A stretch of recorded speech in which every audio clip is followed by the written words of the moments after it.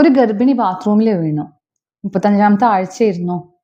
വീണത് പിന്നിലേക്കാണ്. കൈ കുത്തിയിട്ട് ബാക്കൊക്കെ ഇടിച്ചിട്ടാണ് വീണതെങ്കിലും വയറവിടെ ഇടിച്ചിട്ടുണ്ടായിരുന്നില്ല.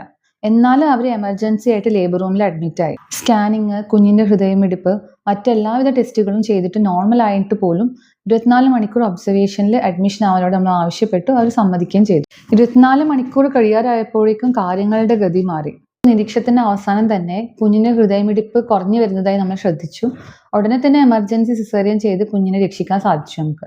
ഈ ഗർഭിണി ഒബ്സർവേഷനിൽ ഹോസ്പിറ്റൽ ഉണ്ടായതുകൊണ്ട് മാത്രമാണ് നമുക്ക് കുഞ്ഞിനെ രക്ഷിക്കാൻ കഴിഞ്ഞത്. ഗർഭിണിയായിരിക്കും ഏത് രീതിയിൽ വീണാലും, അത് വയറിടിക്കാതെ ആണെങ്കിൽ പോലും ഉടനെ തന്നെ നിങ്ങൾ ഹോസ്പിറ്റലിൽ എത്തണം. ഈ വീഴുന്ന ഇമ്പാക്റ്റിൽ തന്നെ കുഞ്ഞും ആംനിയോട്ടിക് ഫ്ലൂയിൽ അതിവേഗം മൂവ് ചെയ്യാനും ഈ അംബിലിക്കൽ കോർഡും പ്ലാസിന്റെ ഒരുമിച്ച് സെപ്പറേറ്റ് ചെയ്യാനും പ്ലാസിന്റെ അബ്രപ്ഷൻ വരെ വരാൻ സാധ്യതയുണ്ട്. ഇത് കുഞ്ഞിനും അമ്മയ്ക്കും ജീവന് ഭീഷണിയാവും. ഇനി ഒരു ട്വിസ്റ്റ് പറയട്ടെ, ഈ അമ്മയ്ക്ക് ഓൾറെഡി 4 ആൺകുട്ടികളാണ്. ഇപ്പൊ നമ്മൾ സിസേറിയൻ ചെയ്ത് രക്ഷിച്ചത് പെൺകുട്ടിയായിരുന്നു.